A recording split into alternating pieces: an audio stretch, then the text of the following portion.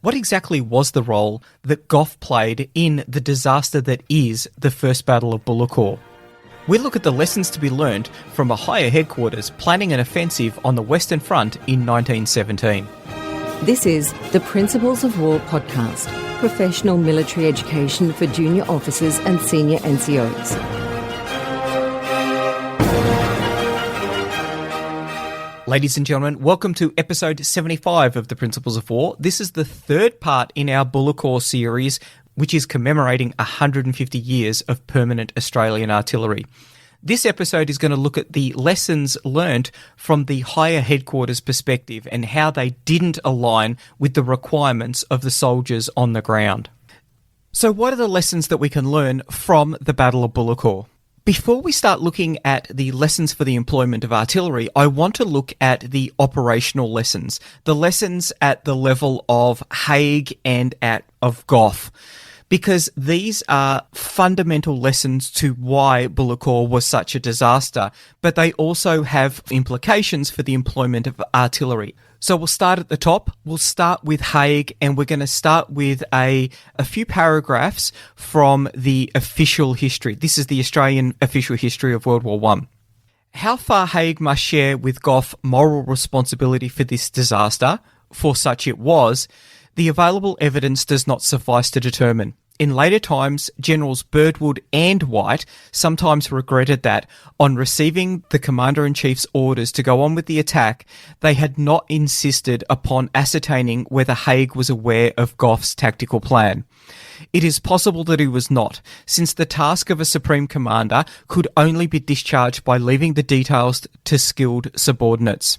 For the fact, however, that no inquiry was called for afterwards, that the true story of the operation and the opinions of Birdwood, White, Holmes and Brand had no chance of reaching his ears, and that, in consequence, he and his staff remained utterly ignorant of the conduct of an important operation for which they were responsible, Haig must bear the blame.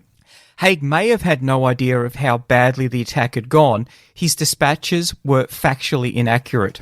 With his many qualities of real greatness, his judgement of men was far from infallible, and once his confidence had been gained, his trust was blind, not to say obstinate.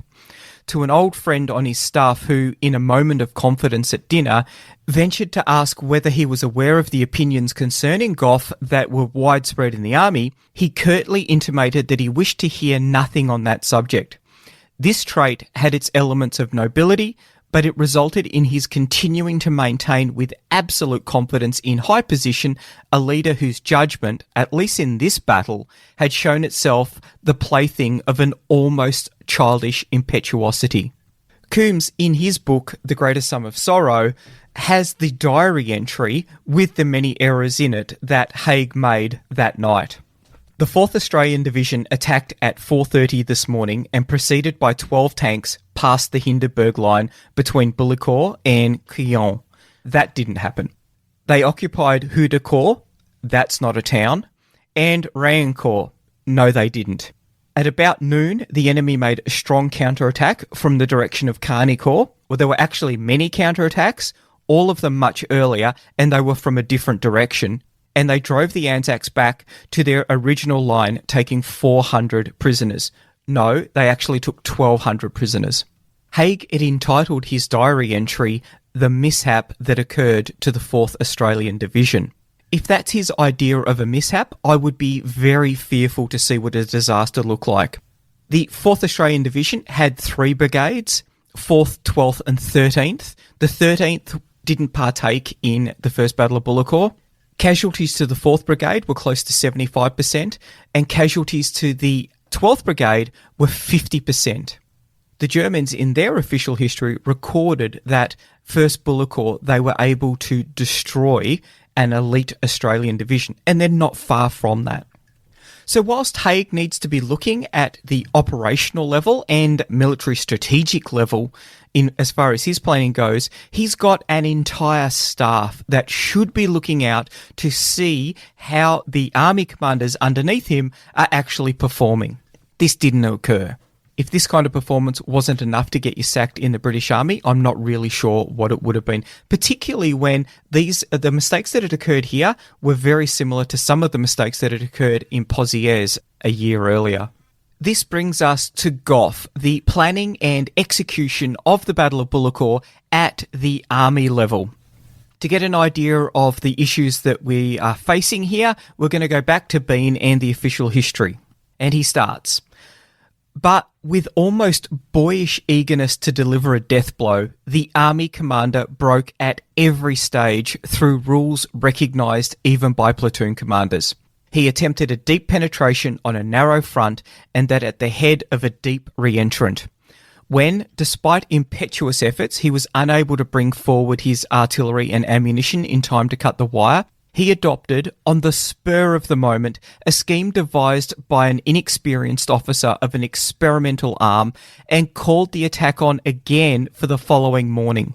Finally, after the tanks on the first trial had confirmed the worst fears of his subordinates, he insisted on repeating the identical operation the next day.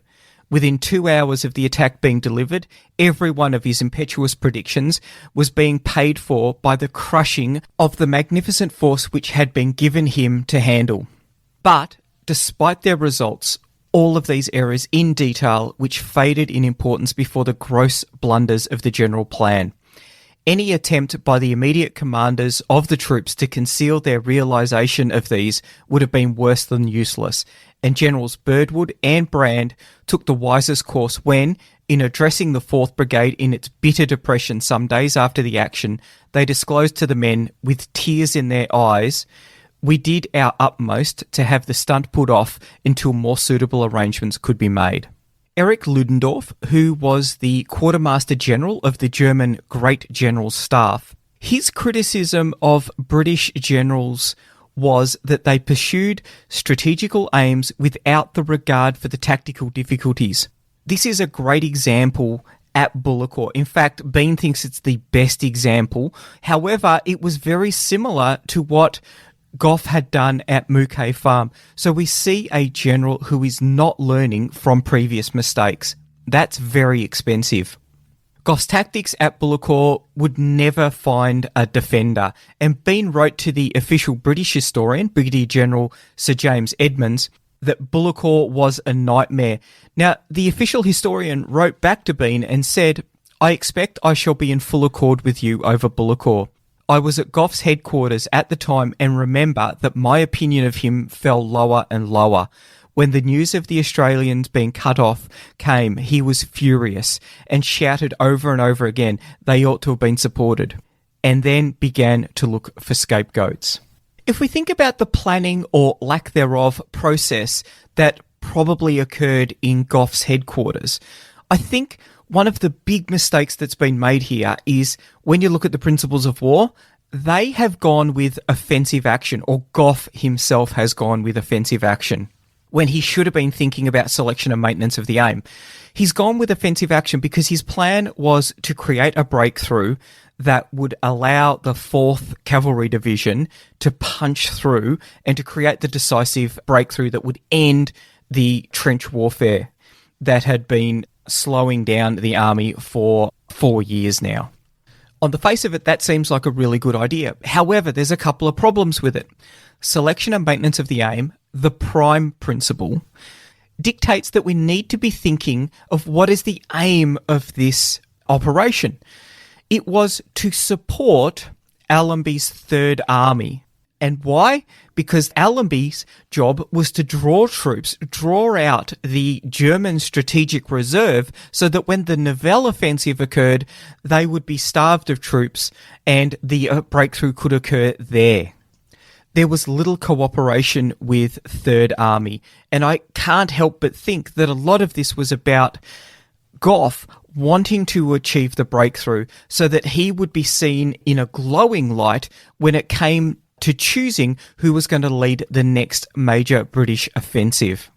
If he'd been thinking about supporting and remember, so Allenby's main attack through Arras, supporting efforts, one at Vimy Ridge, which was really quite successful, and one in the south at Bullecourt. If he'd been thinking about that, he probably would have tied in a lot closer with Third Army. That didn't occur. If he had taken on board the role that he was meant to play at Haig's level, then he probably would have been thinking about economy of effort. He wasn't the main effort. Third Army was the main effort. So this is why that there were insufficient guns and ammunition for his offensive.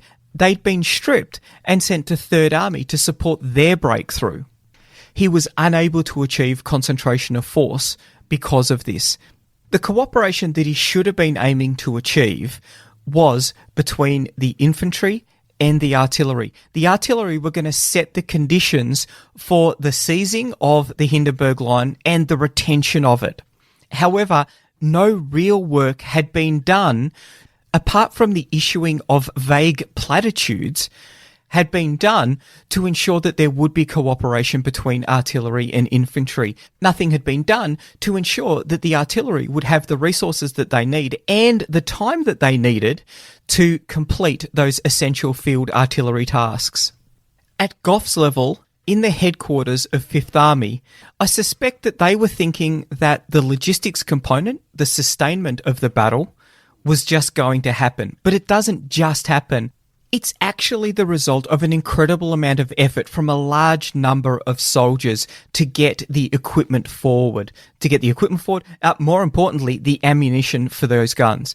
Now, he wasn't keeping track of where that was, and as the timeframes were blowing out, he knew that it was likely to take 8 days to clear the wire in no man's land.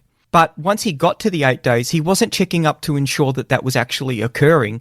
And when he was told that it wasn't going to occur in the timeframes that were required, he didn't show the flexibility to be able to have that conversation with his superior, talk to Haig, is it possible to get more time? Is it possible to get more resources?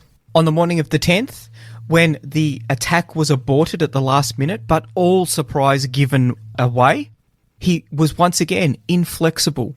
Rather than coming up with a new plan, rather than resetting, he just decided to continue on with almost the exact same plan 24 hours later, having given away all hope of any surprise for the Germans, allowing them to reinforce their positions and prepare to conduct an aggressive defence. The last principle to consider here is morale. There's two sides to this coin. Why were the Australian troops able to get through OG1 into OG2 and to retain it for a couple of hours, despite the fact that the wire hadn't been cut and that there was parlous artillery support? The troops were experienced troops by this stage. They'd been on the Western Front for a long time, and many were veterans of Gallipoli. They knew that the planning was parlous. They knew that the task in front of them was virtually impossible. Many of them knew that they were going to their death, and yet they still went over the top. They still fought with incredible bravery. This is because of incredibly high morale within the division. This is recognised by the fact that the Germans view Bullecourt as such a big victory for them because of the fact that it was over an elite Australian division. High morale is probably one of the biggest factors that 4th and 12th Brigades had going for them. They certainly didn't have a lot of anything else. When it came to the battle, they were on their own, and they got by on their own. Bean describes the other side of the coin. Everyone was aware that the 4th Australian Division had been employed in an experiment of extreme rashness, persisted in by an army commander after repeated warnings, and that the experiment had failed with shocking loss. He goes on to say that Bullecourt, more than any other battle, shook the confidence of Australian soldiers in the capacity of the British command. The errors, especially of the 10th and 11th, were obvious to almost everyone. Indeed, it would be almost a year before the 4th Division was seen back in the line, and that would be in March 1918 when they were thrown into Amiens to repel the German spring offensive, Operation Michael. When we look at this through the lens of mission analysis, we see some similar issues. The desired end state, rather than actually nesting his desired end state with that of Haig, he's come up with his own end state, which is why you get this mismatch in the allocation of resources from Haig. And I can't help but think that this comes from one of the more deleterious aspects of the World War I cavalry mindset. There's shades here of Jeb Stuart conducting the huge recon around the Army of the Potomac at Gettysburg rather than feeding Lee with the information that he needs. Haig is looking for a supporting effort on Allenby's assault. Rather than that, Gough thinks that he will be able to win the war single-handedly. He's not really that fussed about the fact that he doesn't have enough artillery, nor the time to be able to set the conditions for the infantry to be able to strike. One thing that he does have as far as resources goes, he's got the 4th Cavalry Division, and he focuses on them being ready to punch through the breach that they make. He's not doing a timeline of the amount of time that is required to conduct all of those tasks. And this is how we get to the point with only 24 hours before H hour, he's pondering the fact that the wire is still not cut in any meaningful way. 24 hours before H hour. This is for a task that's likely to take 8 days to complete. And not only hasn't it been done, the guns still aren't in position to be able to conduct that task. And this is why when a major strolls into his headquarters and comes up with a plan of using 12 tanks to fundamentally replace many of the tasks that the artillery have, he jumps at it. Which brings us to, I think, the last component, the last failure on behalf of Gough, a failure to visualize the battle and how it will unfold. When you're thinking about what your enemy's going to do, you need to be coming up with the courses of action that they could likely do. You're going to have a most likely course of action, and then you're going to have a most dangerous course of action. Now, if we think about the Arras area, and we go 23 years into the future, where we look at the French and how they're trying to plan their design for battle during the Battle of France, you can see how you can feel a little bit of pity for them when something that many of them thought was completely impossible to do, the Germans not only attempt, but execute with maximum aggression and completely physically dislocate and morally the French defenders. You can feel a little bit of pity for them. Here, for Gough, the German defence is textbook. I don't think that there was no surprise whatsoever in the way that the Germans responded. There was no clever manoeuvre. There was no secret weapon. There was none of that. It was a textbook defensive response to Gough's attack. But he wasn't able to visualise how that would pan out. Attacking into a re-entrant would mean that the Australian forces would be susceptible to machine gun fire on not one flank, but both, and from head on as well. So from 3 sides. Now, not only is that going to make the attack very difficult and expensive, particularly if the barbed wire hasn't been cut, but it's also going to make communications with runners going back to battalion and brigade headquarters extremely difficult, and it's going to make resupply of the troops extremely difficult as well. It doesn't look like he was able to understand that the Germans would conduct counter-battery fire. He doesn't appear to have anticipated that and come up with a plan of how he would deal with it. He appears to have transferred all of the risk to his subordinates. The risk should really be going the other way. And he's just focused on the opportunities, getting the 4th Cavalry Division ready to be able to punch through that breach. Now, let's leave Gough here because I think there's probably enough lessons on what not to do and how not to plan an offensive as we move forward. Let's have a look at the tanks. In the official history, Bean writes, not only were the machines slow and excessively liable to break down, but according to Major Watson's admission, all of his officers except 2 lacked both experience and skill, and most of their crews were inexperienced. But even if the staff of the tanks fully believed its plan justifiable, its preliminary arrangements were extraordinarily inefficient. After the total non-appearance of the tanks had caused the fiasco of April 10th and given ample warning of the risk of unpunctuality, the tanks were hopelessly late again on the 11th, not only at the starting point, but at the rendezvous further back. To crown all, the 3 which were in proper alignment at 0 were not, according to the statement of their own officers, on the spot capable of reaching the objective before the infantry. Nevertheless, the tanks did help the infantry in two ways. The panic, which sent part of the German garrison fleeing across the countryside as the 4th Brigade entered OG1, was caused by their presence. This is the generation of shock action. The paralysing effect created by rapid and simultaneous actions that render an enemy incapable of making an effective response. Armour achieves shock by combining surprise, concentration of force, and aggression, both physical and psychological. Shock action disrupts the enemy's plans, destroys their cohesion, saps morale, and weakens their will to resist. Shock action is most effective when directly targeted at the enemy's centre of gravity and critical vulnerabilities. Now, that's what the doctrine says about it today, but you can see 100 years ago, just the fact that these lumbering beasts, they were lumbering, they moved incredibly slowly, and their weapons weren't that effective. The tanks at Bullecourt weren't even employed en masse. By the time they got to the German lines, they were very much penny-packeted, potentially only one vehicle. However, the sight of that one vehicle did initially create that shock action and cause many of the German troops to leave their lines. And there is no question that the tanks attracted much of the attention which would otherwise have been concentrated on the infantry. They formed the chief target of the German artillery throughout the fight. Once, however, the infantry was in, it was the supposed movement of the tanks towards the inflated objectives that prevented the infantry from being protected by their own artillery and delivered it helpless to the machine guns and artillery of the enemy. It is therefore hardly to be wondered at that officers and men of the 4th Division vowed never again to rely upon tanks, an attitude that was generally maintained in the AIF until 1918.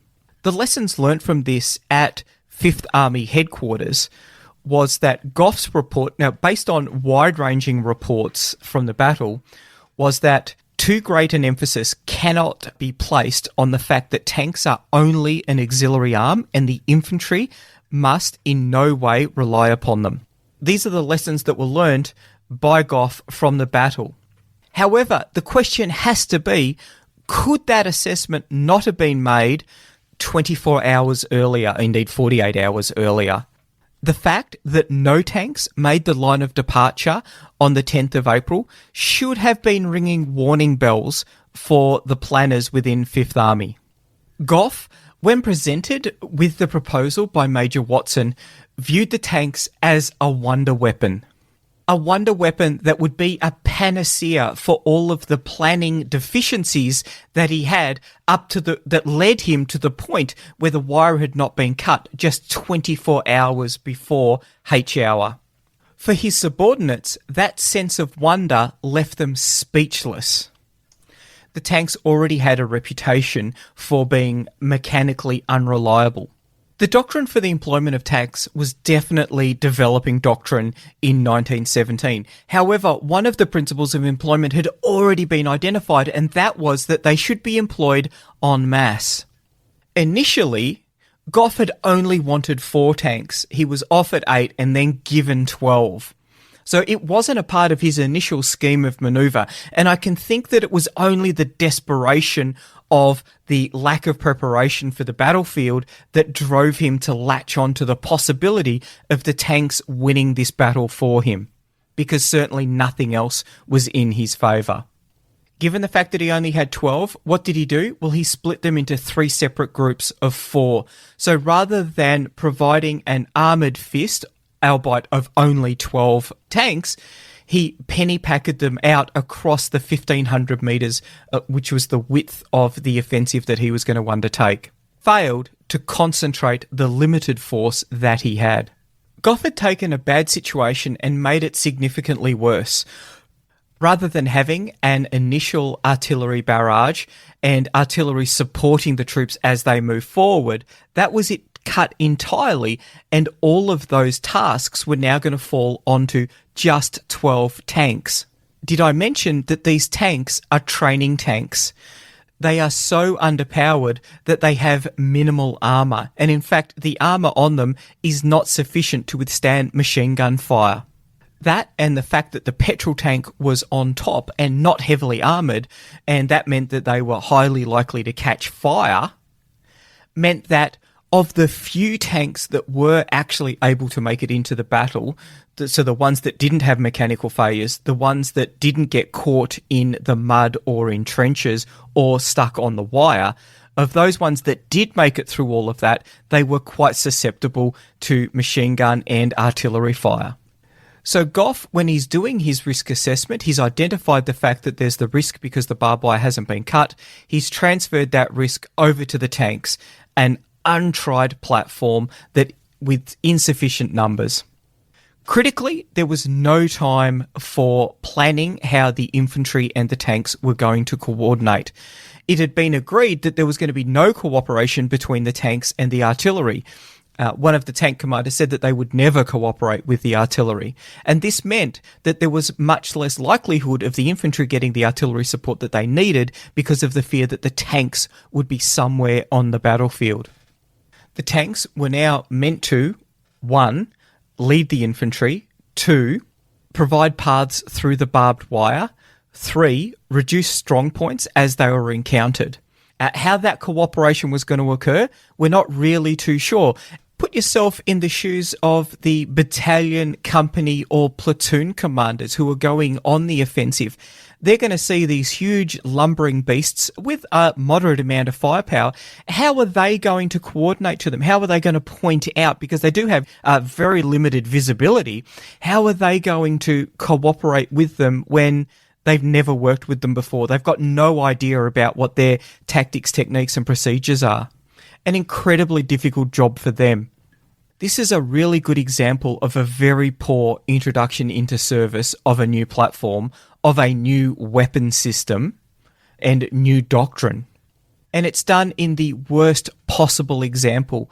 A very desperate fight is on the cards for the infantry as they go over the top, and the introduction of tanks only makes it worse.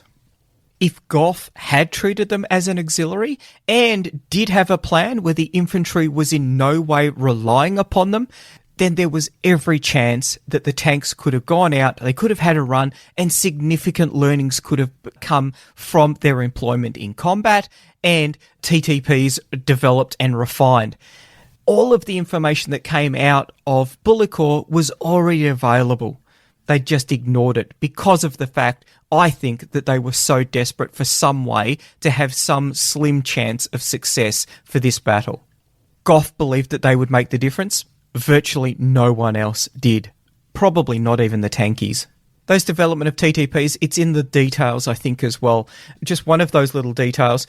The OC of the tank company, he stated that the noise of the tank was only audible up to 450 metres. Just imagine out at night, just on the German side of the lines, as they're listening, it's going to be, even though they're at the front line, it's still going to be quite quiet overnight. Noise travels a long way at night.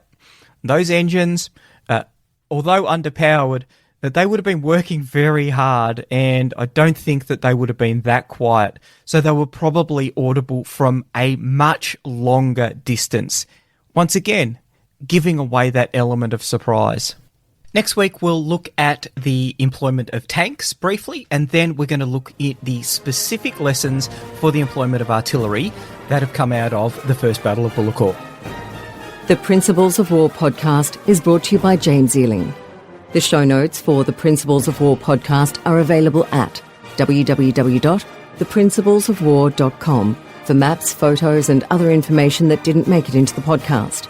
Follow us on Facebook or tweet us at Surprise Podcast. If you've enjoyed this podcast, please leave a review on iTunes and tag a mate in on one of our episodes.